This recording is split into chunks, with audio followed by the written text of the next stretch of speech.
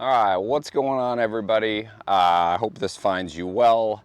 This right here, this is probably going to be one of the most important videos that I feel like I could share with you guys out here. So this is going to be a video about why people struggle with making change. Like what makes change difficult?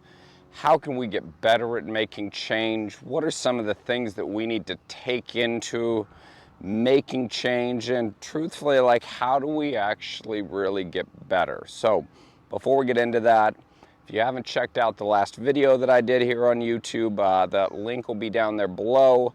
I've also got a free crash course for you guys, Understanding Impact. Another pretty cool thing, check out Drew belts. If you haven't seen some of the stuff they do, really super cool belts. But let's get right into it. So this right here, this is a super touchy subject for me because I've been playing golf since I was 12 years old. So I've been playing golf for 26 years.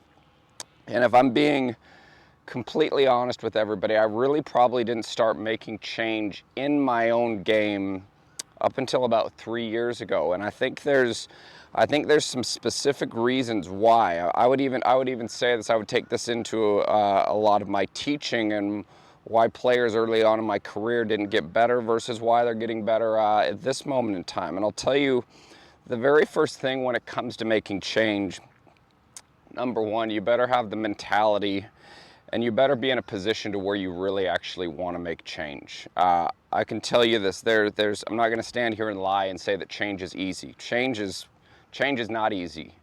It takes a certain mentality. You have to really internally, you have to want to get better at something. I cannot stress that enough. The biggest mistake that I made in my career, I would say teaching-wise early on, is I'd go into a lesson and I'd see somebody hit a ball and be like, oh dude, this is going to be easy. Well, here's the problem. If I take that mentality, if I tell somebody this is going to be easy, or if you go into making a change, making a movement pattern change, and we go into it with the mentality that this is going to be easy, we're really not ready to work.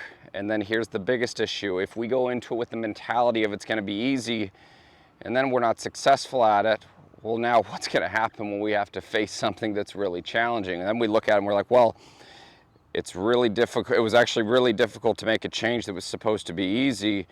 Now I've got to move on to something that's more difficult. I failed at this. Well, what are my chances of being successful at doing something that's going to be a little bit more challenging? So the number one thing, be in a place, make sure that you're in a place that you truly want to make change. If you don't want to make change, I wouldn't bother with it right now.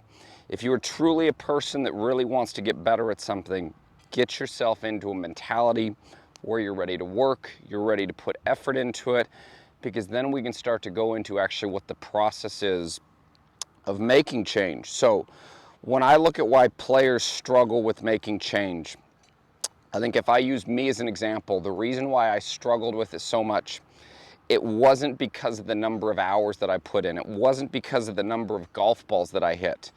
It was because of the way that I did it. I would go into it and I would hit golf ball after golf ball, normal length motion, normal speed. I'd stay on the driving range for 4, 6, 7 hours at a time. And I would get through probably about half of the practice session. I'd realize, one, I've been aiming at the same target. I've been going at the exact same speed.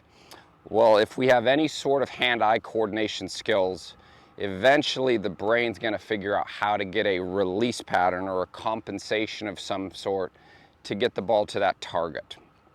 So if we stay in the same place and we always go at the same speed, well, the brain is super smart, but in the same sense, it's very lazy. Okay? So it likes to choose, when we associate hitting a golf ball, it's going to choose a neurological pathway that is the easiest for that to happen. So when we're trying to make change and we're going at something at what our normal pace would be, the brain's going to choose that neurological pathway.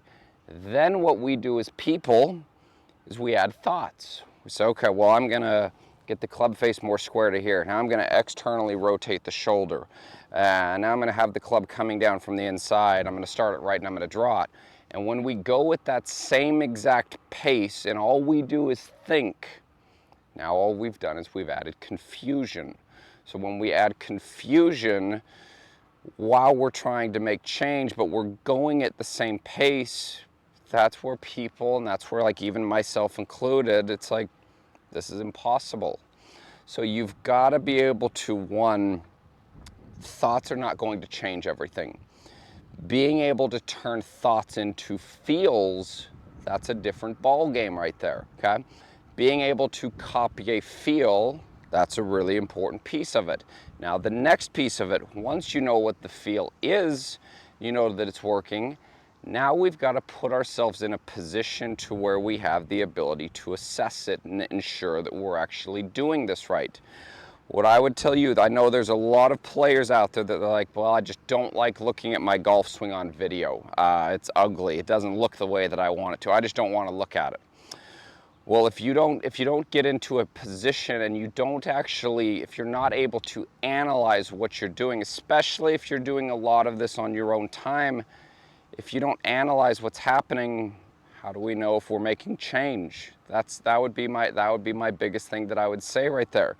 It's where I always, like, I would tell every single person that I coach, get something like this, get an eye range stick, film yourself, make sure that what you're doing at this moment of time, make sure you're not wasting that time. Because if we're wasting that time and we spend 2 hours trying to make change and we're doing it the wrong way, we've just dug the hole that much deeper that we have to get out of.